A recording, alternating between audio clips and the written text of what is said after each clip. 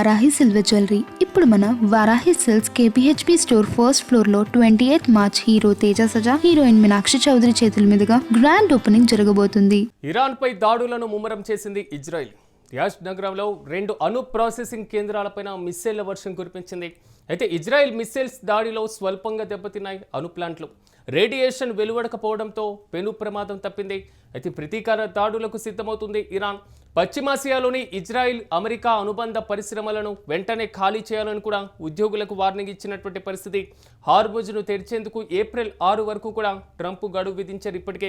ఈ నేపథ్యంలో పశ్చిమాసియాకు మరో 10,000 మంది యుఎస్ సైనికులను కూడా తరలించేటువంటి యోచనలో మాత్రం అమెరికా కనబడుతుంది.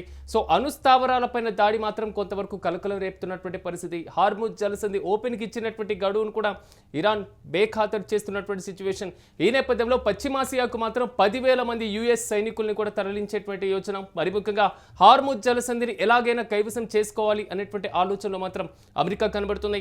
ఇక ఇదే అంశానికి సంబంధించి మరింత సమాచారం మా ప్రతినిధి సత్య అందిస్తారు. సత్య, చెప్పండి, 2 దేశాలు ఎక్కడా తలుగేటువంటి పరిస్థితి లేదు. అణుదాడి అంటే మాత్రం కొంతవరకు ప్రకంపన రేపుతున్నటువంటి పరిస్థితి.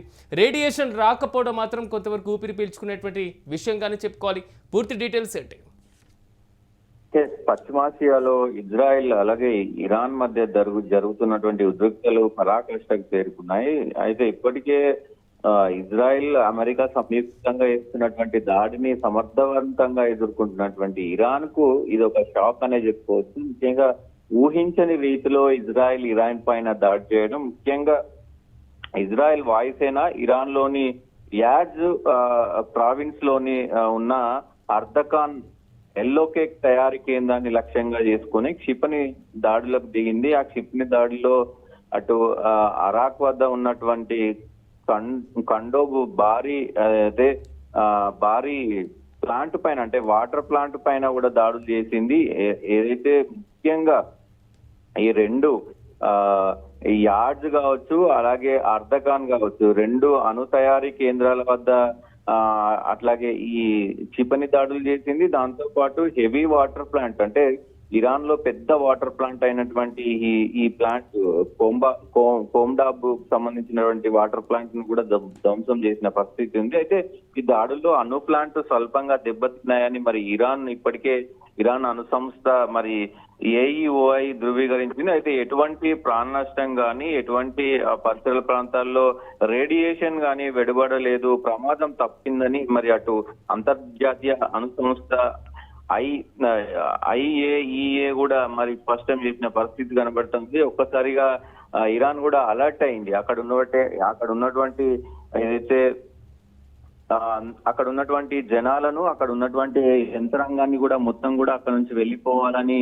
ఇది చేశారు. ముఖ్యంగా ఇజ్రాయెల్ దాడులను ప్రతీకగా తీసుకున్నటువంటి ఇరాన్ మరి తీవ్ర స్థాయిలో స్పందించింది. పశ్చిమాసియాలో ఇజ్రాయెల్ అమెరికా అనుబంధ సంస్థలు అన్ని కూడా మరి అక్కడ నుంచి వెళ్ళిపోవాలంటూ కూడా నిషేధించింది. దాంతో పాటు షేర్ హోల్డర్స్ ఎవరైతే ఉన్నారో ఈ పారిశ్రామిక సంస్థలు కావచ్చు, ఇంకా వేరే ఇతర సంస్థలు కావచ్చు, అందరూ కూడా వెంటనే ఖాళీ చేసి వెళ్ళిపోవాలంటూ కూడా ఇరాన్ కి సంబంధించినటువంటి రెవల్యూషనరీ గార్డ్ IRGC వార్నింగ్ ఇచ్చింది. దాంతో పాటు ఇది ప్రథమంగా చూస్తే రష్యాకు సంబంధించి రష్యా సంబంధించి కూడా ఇది అంటే సంయుక్తంగా నిర్వహిస్తా ఉన్నారు. ఏదైతే ఈ అణు ప్లాంట్లు ఉన్నాయో, యాడ్స్ కావచ్చు, అర్దఖాన్ కావచ్చు, ఈ 2 ప్లాంట్లను కూడా అమెరికా రష్యా సంయుక్తంగా అక్కడ పర్యవేక్షిస్తా ఉన్నారు. అంటే 10,000 మంది అమెరికా సైనికుల్ని కూడా మోహరించేటువంటి పరిస్థితుల్లో ఉంది అమెరికా. సో ఈ సైనికులు ఎక్కడి నుంచి పూర్తి స్థాయిలో దాడి చేసేటువంటి యోచన కనబడుతుంది? డెఫినెట్ గా మీరన్నట్టు ఏదైతే రష్యా అలాగే ఇరాన్ కి సంబంధించినటువంటి ఆ సంయుక్త అణుబాంబు పైన క్షిపణి దాడి చేయడంతో ఒక్కసారిగా అలర్ట్ అయ్యారు. అక్కడ నుంచి రష్యా బలగాలైతే, రష్యాకు సంబంధించిన వాళ్ళైతే వెళ్ళిపోయినారు. ప్రస్తుతం ఇరాన్ ఎదురుదాడికి చూస్తా ఉంది. మరి ప్రస్తుతం అటు వాయుసేన, అమెరికా ఇజ్రాయెల్ వాయుసేన కావచ్చు, నేవీ సేన కావచ్చు, అలాగే ఆర్మీ సేన కావచ్చు, మొత్తం కూడా సంసిద్ధం అవుతా ఉన్నాయి. ప్రస్తుతం అమెరికాకు సంబంధించినటువంటి 10,000 మంది సైనికులు మరి సిద్ధమవుతున్నారు. మొత్తం కూడా ఇటు ఇరాన్ వైపు వచ్చే ప్రయత్నం చేస్తా ఉన్నారు. ఇప్పుడు ఎందుకంటే వాయు మార్గంగా చేస్తున్నటువంటి కొన్ని ఫెయిల్ అవుతున్నాయి కాబట్టి మరి ఊహించని స్థాయిలో ఇరాన్ కూడా అదే విధంగా దాడి చేస్తుంది కాబట్టి ఇక కింది నుంచి అంటే ఆర్మీతో మనం యుద్ధం చేయాలి, ఆర్మీ గుండా మనం భూభాగం గుండా వెళ్లి యుద్ధం చేయాలనేది నిర్ణయించుకున్నట్లు తెలుస్తా ఉంది. ఒకవైపు చర్చలు అంటూనే మరి ట్రంప్ ఇలాంటి నిర్ణయాలు తీసుకోవడం మొత్తం కూడా చర్చనీయాంశంగా మారిన పరిస్థితి ఉంది. దాంతో పాటు ఈ 10,000 మంది సైనికులను పంపడం ఒకవైపు చూస్తే, ఇటు ఇరాన్ కూడా ఎక్కడా తగ్గకుండా 12 సంవత్సరాల పిల్లలకే మొత్తం కూడా పోలీస్ వ్యవస్థ కావచ్చు, ఆర్మీ వ్యవస్థ కావచ్చు, మొత్తం కూడా మరి వాళ్ళని విధుల్లోకి తీసుకుంటా ఉన్నారు. పెద్ద ఎత్తున ఇరాన్ లో కూడా ఒక రెవల్యూషన్ అనేది రాబోతుంది.